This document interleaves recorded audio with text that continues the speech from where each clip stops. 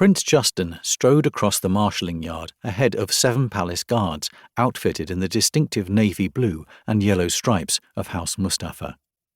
The detachment looked smart and purposeful, but Justin was pensive as he led them from the barracks. He rarely disagreed with his father, but this duty troubled him. When the detachment arrived at the service gatehouse, Justin peered through the drop gate's frame to spy beyond the drawbridge. The gate was normally restricted to visitors known to the palace, including tradespeople and couriers. Justin observed the city street traffic and studied the individuals approaching the sentry boxes street side. Noticing the long shadows, he thought, how perfect for them.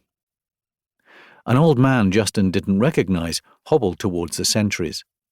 Remembering the expected guests were masters of disguise and misdirection, he scrutinized the man as he passed the sentries hunched over his walking stick. Finding nothing of interest, Justin turned to the marshal of the gate watch. "Anything to report, Logan?" Marshal Logan shot his captain a look. "Not yet, sir. It's still a quarter glass full before they're due." "I wouldn't trust these guests to be timely," said Justin.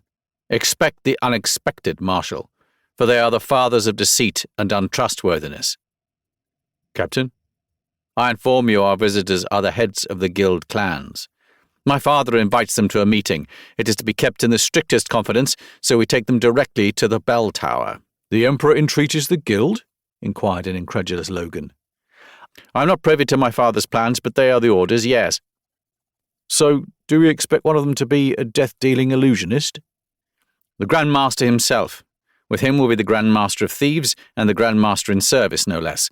I don't mind saying it troubles me too, Logan." The implications surprised the marshal. He'd never heard of a member of the guild paying an official visit to the palace. 3 Grand Masters together presented obvious concerns. "Under the circumstances, do you think an escort of 7 is sufficient?" Logan queried. The marshal knew the prince well enough to presume his suggestion would be taken in the right vein. Justin read Logan's troubled face. "Any more might cause questions we don't want asked. Ensure they are searched thoroughly, but they may keep their hoods on. The Emperor has agreed for them to protect their identities. Is that understood?" Logan's eyes widened, but he refrained from making another gratuitous comment.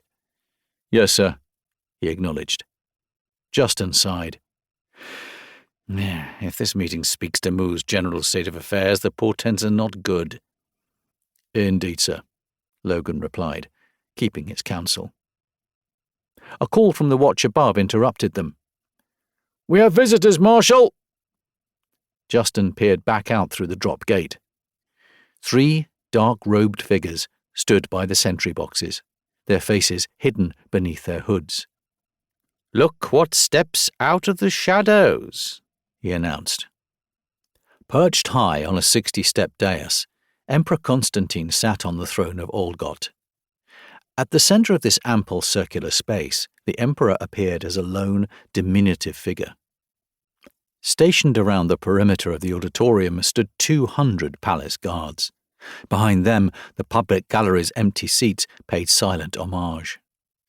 Absorbed in his thoughts, Constantine was distracted by a movement in the main entrance.